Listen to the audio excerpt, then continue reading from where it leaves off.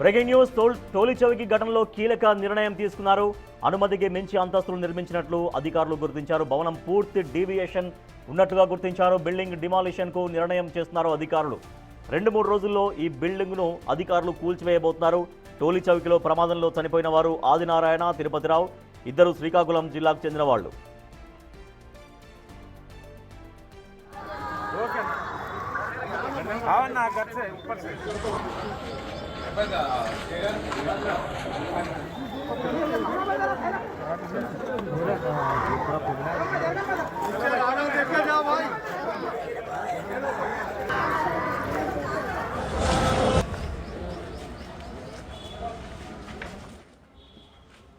హైదరాబాద్లోని టోలీ చౌకీలో కాసేపటి కింద ఘోర ప్రమాదం జరిగింది.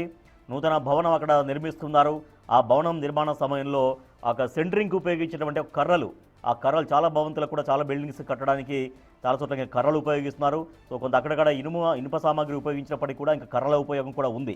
అయితే ఆ కర్రలు, వాటిని గోవా కర్రలు అంటారు. ఆ గోవా కర్రలతోటి మొత్తం ఆ బిల్డింగ్కి ఆ గోడల చుట్టూ మొత్తం దాన్ని నిర్మించి మొత్తం అంటే వెక్కి ఆ కార్మికులు పనిచేయడం కోసంగా వాటిని ఉపయోగించుకుంటూ ఉంటారు.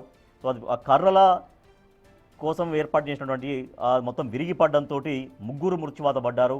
టోలీ చౌకీలో ఈ ఘోర ప్రమాదం జరిగింది. సో అయితే అక్కడికి అధికారులు చేరుకున్నారు. అసలు టోటల్గా అనుమతులను ఉల్లంఘించినట్టుగా, అసలు బిల్డింగ్ నిర్మాణమే అనుమతులను ఉల్లంఘించినట్టుగా అధికారులు గుర్తించారు. సో దాంతో టోటల్గా ఆ బిల్డింగ్ని డిమాలిష్ చేయాలి, మొత్తం కూల్ చేయాలి అన్నటువంటి నిర్ణయానికి అధికారులు వచ్చినట్టుగా తెలుస్తోంది. అనుమతికి మించి అంతస్తులు నిర్మించినట్టుగా అధికారులు అక్కడికి వచ్చిన తర్వాత గుర్తించారు. భవనం పూర్తి డీవియేషన్, అసలు మొత్తం భవనం తీసుకున్నటువంటి అనుమతులు ఒకటి, కట్టినటువంటి విధానం ఒకటి అనేది అక్కడ గుర్తించారు. మొత్తం డీవియేషన్కు పాల్పడ్డారు. అనుమతులకు సంబంధించినటువంటి అప్లికేషన్స్ ఏవైతే ఉంటాయో వాటి పర్మిషన్స్కు సంబంధించి తీసుకున్నది ఒకటైతే కట్టినది మరొకటి. అనుమతులు లేకుండా పైన కూడా అంతస్తులు నిర్మించారు అంటూ అధికారులు గుర్తించారు. సో టోటల్గా మొత్తం ఆ బిల్డింగ్ని డిమాలిష్ చేసేయాలి, మొత్తం టోటల్గా కూల్ చేయాలి అనేటువంటి నిర్ణయానికి అధికారులు వచ్చినట్టుగా తెలుస్తుంది. ఆ పని కూడా ఒక 2-3 రోజుల్లోనే అక్కడ బిల్డింగ్ టోటల్గా కూల్ చేయబోతున్నారు అధికారులు.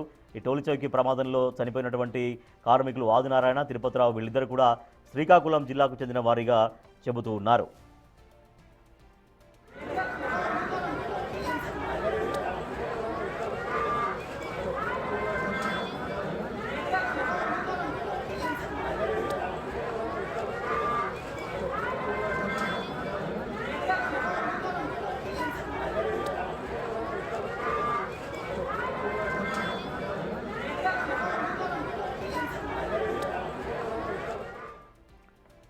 మనం చూస్తున్నాం టోలీ చౌకీలో ప్రమాదం జరిగినటువంటి దృశ్యాలు మనం చూస్తున్నాం. అక్కడ బిల్డింగ్ అంతస్తు నిర్మాణం జరుగుతుంది. అయితే ఆ నిర్మాణానికి కార్మికులు ఇక్కడ పనిచేయడం కోసంగా సెంటరింగ్ ఏర్పాటు చేస్తారు. కర్రలతో సెంటరింగ్ ఏర్పాటు చేశారు. మొత్తం అది గోవా కర్రలు. ఆ గోవా కర్రలు చాలా పొడుగ్గా ఉంటాయి. సో వాటన్నింటినీ నిర్మించి వాటిపైన నిలబడి కార్మికులు పనిచేస్తుంటారు, నిర్మాణ పనులు చేస్తూ ఉంటారు. సో ఆ పనులు కొనసాగుతున్నాయి. కొన్ని నెలలుగా అక్కడ పనులు కొనసాగుతున్నాయి. అయితే ఇవాళ మధ్యాహ్నం కాసేపటి కింద ఆ సెంటరింగ్ మొత్తం కూలిపోయింది. ఆ గోవా కర్రలు విరిగిపడడం, అంటే చాలామంది అక్కడ కార్మికులు ఒకే సమయంలో అక్కడ పనిచేస్తూ ఉన్నట్టుగా తెలుస్తోంది. దీంతో అక్కడ బరువు ఎక్కువ కావడం వల్ల ఆ కర్రలు తన నాణ్యత లేనటువంటి కర్రల కారణంగా ఆ కర్రలు అక్కడ విరిగిపోవడంతో పైనుంచి మొత్తం కార్మికులు కింద పడిపోయినటువంటి పరిస్థితి. సో ఈ ఘటన జరిగిన తర్వాత అధికారులు అక్కడికి చేరుకున్నారు. అక్కడికి చేరుకున్న తర్వాత అనుమతికి మించి అంతస్తులు నిర్మిస్తున్నారు. అక్కడ టోటల్గా భవనం పూర్తిగా డీవియేషన్ ఉన్నట్టుగా గుర్తించారు. బిల్డింగ్ అక్కడ టోటల్గా డిమాలిష్ చేయాలి, అంటే టోటల్గా బిల్డింగ్ని మొత్తం కూల్ చేయాలి అన్నటువంటి నిర్ణయానికి అధికారులు వచ్చారు. 2-3 రోజుల్లో అక్కడ బిల్డింగ్ కూల్చబోతున్నట్టుగా తెలుస్తోంది. మా ప్రతినిధి శ్రవణ్ మరింత సమాచారం. సార్ శ్రవణ్, కూల్ చేస్తున్నారు ఆ బిల్డింగ్ని టోటల్గా, అధికారులు ఏమంటారు? అధికారులు ఏం గుర్తించారు బిల్డింగ్ దగ్గరకు వచ్చిన తర్వాత? ఈ బిల్డింగ్ 3 లేదా 4 రోజుల్లో ఖచ్చితంగా డెమాలిష్ చేయబోతున్నారు. జిహెచ్ఎంసీ అధికారులు కొద్దిసేపటి క్రితమే ఈ బిల్డింగ్ డెమాలిష్ చేయాలనేటువంటి అంచనాకి రావడం జరిగింది. వాస్తవానికి బిల్డింగ్కి సంబంధించిన పర్మిషన్ కేవలం G+2 మాత్రమే తీసుకున్నారు. కానీ నిర్మించింది మాత్రం సెల్లార్తో పాటు దాదాపుగా 7 ఫ్లోర్ల నిర్మాణం జరిగింది అనేది జిహెచ్ఎంసీ అధికారులు గుర్తించారు. ఈ బిల్డింగ్కి సంబంధించిన ఓనర్కి గతంలో 2 సార్లు నోటీసులు జారీ చేశారు. ఆయన వచ్చి జిహెచ్ఎంసీ అధికారులకి వివరణ కూడా ఇవ్వాలి. ఎందుకు ఇంత పెద్ద మొత్తంలో ఫ్లోర్లు నిర్మించారు, తీసుకున్న దానికి కంటే అధికంగా ఎందుకు ఫ్లోర్లు నిర్మించారని ఆయనకి నోటీసులు ఇచ్చినప్పటికీ కూడా ఆయన వచ్చి వివరణ ఇవ్వలేదు. ఈ మధ్యలోనే ఈ ఘటన జరిగిందనేది జిహెచ్ఎంసీ అధికారులు చెప్పేటువంటి ప్రయత్నం చేస్తున్నారు. మనం దృశ్యాల్లో చూడొచ్చు, ఫైర్కి సంబంధించినటువంటి అధికారులు ఇతర సిబ్బంది కూడా బిల్డింగ్ లోపల ఉన్నటువంటి పరిస్థితిని కూడా చూసి మళ్ళీ బయటికి వస్తున్నటువంటి విజువల్స్ మనం గమనించవచ్చు. సో ఈ బిల్డింగ్కి సంబంధించి పూర్తి స్థాయిలో డెమాలిష్ చేయాలి అనేటువంటి అంచనాకైతే రావడం జరిగింది. హైడ్రా అధికారులు కూడా ఇదే అభిప్రాయాన్ని వ్యక్తం చేశారు. సో ఈ బిల్డింగ్కి సంబంధించి ఖచ్చితంగా 2-3 రోజుల్లో డెమాలిష్ చేయబోతున్నారని తెలుస్తూ ఉంది. మనం ఒకసారి చూడొచ్చు, ఎలివేషన్ పైన ఫుల్ 7th ఫ్లోర్లో ఎలివేషన్ చేస్తున్నప్పుడు ఆ గోవా కట్టెల మీద నిలబడి ఆ ఎలివేషన్కి సంబంధించినటువంటి పనులు చేస్తున్నప్పుడు ఒక్కసారిగా 7 కార్మికులు కింద పడిపోయారు. వాస్తవానికి జిహెచ్ఎంసీ అధికారుల పని బిల్డింగ్ పర్మిషన్ ఇవ్వడంతో పాటు ఆ బిల్డింగ్ నిర్మాణం ఎట్లా జరుగుతుంది, జాగ్రత్త ప్రమాణాలు పాటించారా, ఎన్ని ఫ్లోర్లకు పర్మిషన్ తీసుకున్నారు, ఎన్ని ఫ్లోర్లు నిర్మిస్తున్నారు, సెట్ బ్యాక్స్ వదిలారా, రూల్స్ ప్రకారం అన్ని జాగ్రత్తలు తీసుకున్నారా, ఇవన్నీ అంశాలు కూడా పరిగణలోకి తీసుకోవాలి జిహెచ్ఎంసీ అధికారులు. దానిపైన గమనించాలి. మనం ఎదురుగా గమనిస్తున్నాం కదా, ఆటో మీద కూడా కార్మికుడు కింద పడ్డాడు. ఆటోలో ఉన్నటువంటి వ్యక్తి కూడా ప్రాణాలు కోల్పోయినట్లు మన దగ్గర ఉన్నటువంటి సమాచారం. దానిపైన అధికారులు ఇంకా క్లారిటీ ఇవ్వాల్సి ఉంది. పైన ఎలివేషన్కి సంబంధించినటువంటి పనులు చేపడుతున్నప్పుడు కింద మనం చూడొచ్చు, మొత్తం ఇటుకలు, ఆ రైలింగ్కి సంబంధించినటువంటి మెటీరియల్ కూడా మొత్తం కింద పడింది. కింద ఉన్నటువంటి ఆటో, కార్తో పాటు 2 ప్రాణాలు ఇక్కడికే స్పాట్లోనే ప్రాణాలు కోల్పోగా, ఇక్కడ నుంచి హాస్పిటల్ తీసుకువెళ్తున్నప్పుడు మరో కార్మికుడు ప్రాణాలు కోల్పోయాడు.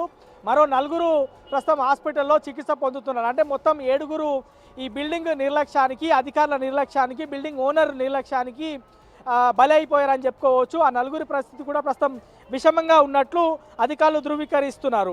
సో ఇంకా ఈ బిల్డింగ్కి సంబంధించినటువంటి అంశం పైన ఏమేమి చర్యలు తీసుకోబోతున్నారు, ఏమేమి రాబోయే రోజు యాక్షన్ తీసుకోబోతున్నారు అనేది చూడాల్సి ఉంది. బిల్డింగ్కి సంబంధించినటువంటి ఓనర్ పైన మాత్రం ఖచ్చితంగా క్రిమినల్ కేసులు నమోదు కాబోతున్నాయి. ఒకటి, ఇల్లీగల్గా తీసుకున్న పర్మిషన్ కంటే అధికంగా ఫ్లోర్లు నిర్మించారని ఒకటి.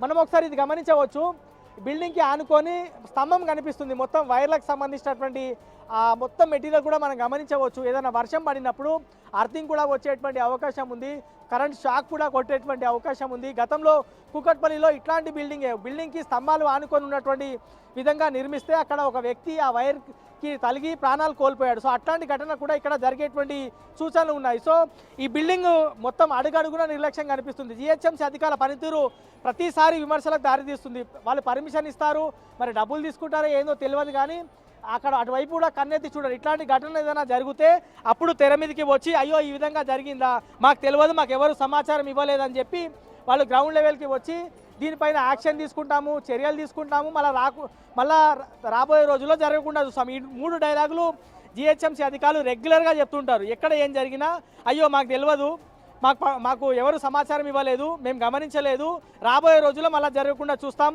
ఇట్లాంటి ప్రమాదాలు పునరావృతం కాకుండా చూస్తాం. ఈ 4 డైలాగులు రెగ్యులర్గా జిహెచ్ఎంసీ అధికారులు కానీ ఇతర మున్సిపల్ అధికారులు కానీ రెగ్యులర్గా చెప్తుంటారు. అదే ఇంతకుముందే ఈ బిల్డింగ్ వచ్చి చూసి ఉంటే గతంలోనే తీసుకున్న దానికంటే అధికంగా ఫ్లోర్లు తీసుకున్నది G+2 లేదా G+3 పర్మిషన్ మాత్రమే. అయితే ఇప్పుడు ఆయన సెల్లారు, స్టిల్ 2, దాని తర్వాత పైన 7 ఫ్లోర్లు నిర్మించాడు. గతంలోనే వచ్చి డెమాలిష్ చేసి ఉంటే ఇప్పుడు 4 కింద పడేటోళ్ళు కాదు, 3 ప్రాణాలు కోల్పోయేటోళ్ళు కాదు, 4 హాస్పిటల్లో అడ్మిట్ అయ్యేటోళ్ళు కాదు, ఇంతమంది అధికారుల టైం వేస్ట్ అయ్యేది కాదు, ఇంత ఇబ్బందికర పరిస్థితులు ఉత్పన్నమయ్యేది కావు.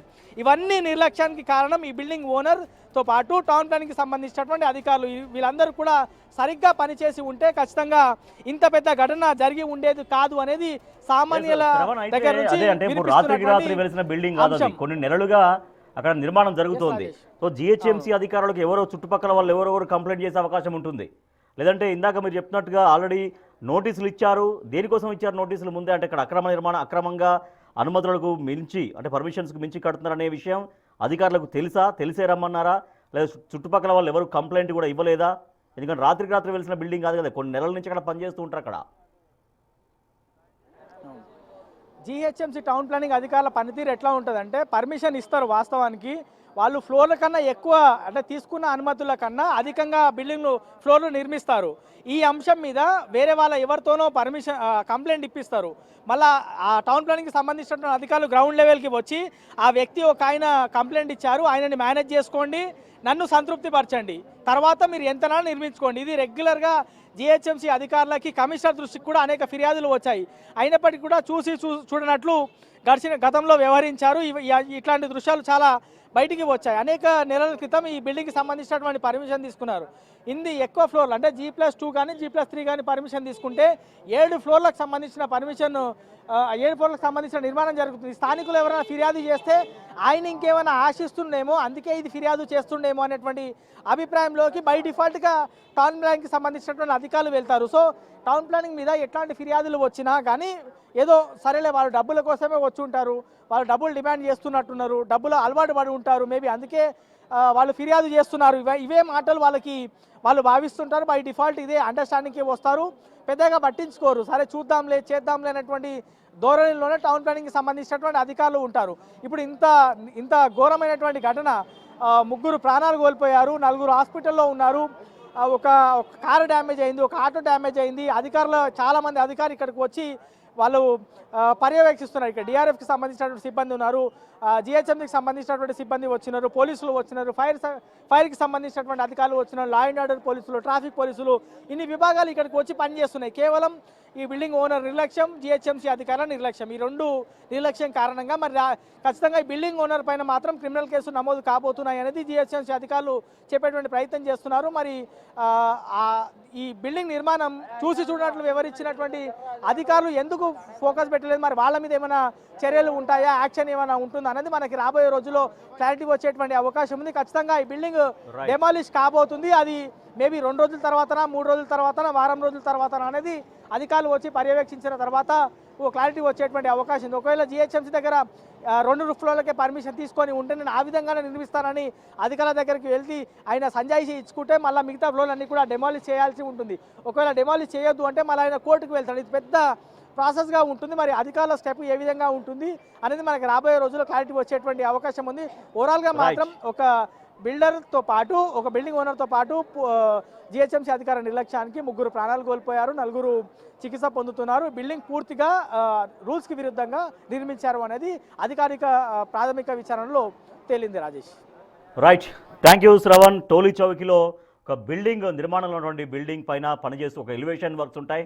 సో ఎలివేషన్ వర్క్స్ చేస్తున్నటువంటి సమయంలో అక్కడ మొత్తం 7 కార్మికులు పనిచేస్తున్నారు. దాంట్లో ఆ గోవా కర్రలు విరిగిపోవడంతో అక్కడి నుంచి అంతెత్తు నుంచి కింద పడిపోవడంతో 3 ప్రాణాలు కోల్పోయారు, 4 తీవ్రంగా గాయపడ్డారు. వాళ్ళ పరిస్థితి కూడా చాలా విషమంగా ఉంది.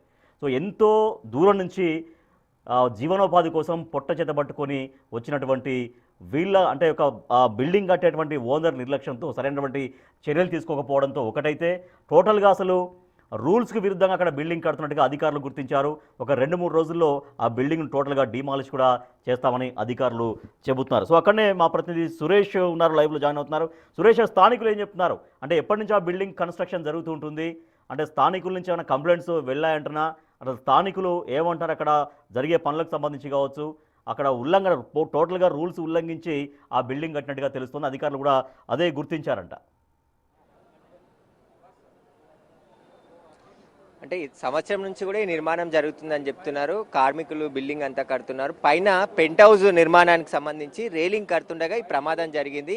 మొత్తం 7 మంది ఉన్నప్పటికీ పైనుంచి మాత్రం 4 కింద పడిపోవడం జరిగింది. ఆటోలో ఉన్నటువంటి ఆటో డ్రైవర్ కూడా తీవ్రంగా గాయపడ్డాడు. చనిపోయిన 2 తిరుపతిరావు శ్రీకాకుళం జిల్లాకు చెందిన కార్మికులుగా గుర్తించడం జరిగింది. వారితో పాటు వారి ఇంట్లో వాళ్ళు కూడా పనిచేస్తున్నారు, వారికి హెల్పర్గా అని చెప్పేసి కూడా పోలీసులు గుర్తించారు.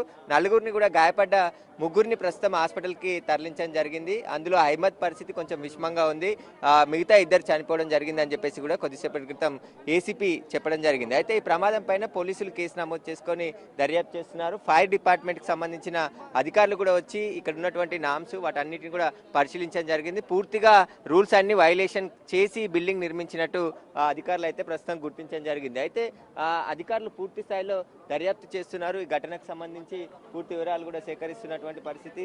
రెవెన్యూ అధికారులు కూడా ఇక్కడికి రావడం జరిగింది. ఈ బిల్డింగ్ ని కూడా పరిశీలిస్తున్నట్టు తెలుస్తుంది. కాబట్టి ప్రస్తుతం అయితే అన్ని కేసు నమోదు చేసి దర్యాప్తు చేస్తున్నామని చెప్తున్నారు. షేక్పేట్ ఎంఆర్ఓ ఉన్నారు, ఒకసారి మాట్లాడదాం. మేడం, దీనికి సంబంధించి లేదు సార్ చెప్తారు. అసలు దీనికి అనుమతి ఒక్క నిమిషం ఉండండి. అనుమతులు మా దగ్గర కాదు కదా, zonal commissioner and deputy commissioner చెప్పాలి అనుమతులు. అంటే చాలా ఇల్లీగల్ కన్స్ట్రక్షన్స్ కూడా ఇక్కడ అవుతున్నాయి. చనిపోయిన వారు ఎంతమంది చనిపోయారు, ఎంతమంది చనిపోయిన వాళ్ళు 3 చనిపోయినట్టు ఇప్పటి వరకు అయితే ఇన్ఫర్మేషన్. ఆదినారాయణ ఇంకొక అతను శ్రీకాకుళం వాళ్ళు ఇద్దరు అని తెలిసింది. తర్వాత మిగిలిన డీటెయిల్స్ ఇంకా రావాల్సి ఉంది. ఇంజూర్డ్ వాళ్ళు కూడా ఇద్దరు ఆలివ్ హాస్పిటల్ అడ్మిట్ అయిన వాళ్ళు కూడా గాంధీకి షిఫ్ట్ చేసిండ్రు. వాళ్ళ పరిస్థితి ఎట్లా ఉంది మేడం? ఒక అతనికి సివియర్ ఇంజురీస్ అయినాయట, brain plus spinal cord injuries అయినాయి. ప్లస్ ఇంకా మిగతా వాళ్ళు ఇంకొక అతనిది ఇంకా డీటెయిల్స్ తెలియలేదు. రెవెన్యూ పరంగా వీళ్ళపై ఎలాంటి చర్యలు తీసుకునే అవకాశం? ఇప్పుడు డిప్యూటీ కమిషనర్ గారు ఎఫ్ఐఆర్ ఫైల్ చేస్తున్నారు. నోటీస్ ఇచ్చారా లేదా అని చెక్ చేసుకుంటామని చెప్తున్నారు. వాళ్ళు కూడా బిల్డింగ్ కూడా సీజ్ చేయాలి, యాక్చువల్గా సీజ్ చేసే. అయితే ఈ ప్రమాదం ఘటన పైన రెవెన్యూ అధికారులు కూడా దర్యాప్తు చేస్తున్నారు. బిల్డింగ్ ని కూడా సీజ్ చేసి ఫర్దర్ గా యాక్షన్ తీసుకుంటామని చెప్పేసి కూడా షేక్పేట్ ఎంఆర్ఓ చెప్తున్నటువంటి పరిస్థితి. Right, thank you Suresh. Building కూడా సీజ్ చేస్తామని చెప్తున్నారు అధికారులు. చాలా దారుణ ప్రమాదం జరిగింది. ఈ ప్రమాదంలో 3 ప్రాణాలు కోల్పోయారు. ఇంకా చాలామంది గాయపడేటువంటి వాళ్ళ పరిస్థితి కూడా విషమంగా ఉన్నట్టుగా తెలుస్తోంది. అయితే అధికారులు ఆ బిల్డింగ్ను సీజ్ చేసి టోటల్గా డిమాలిష్ చేస్తారని కూడా చెబుతున్నారు. బట్ చూడాలి ఏం జరుగుతుంది.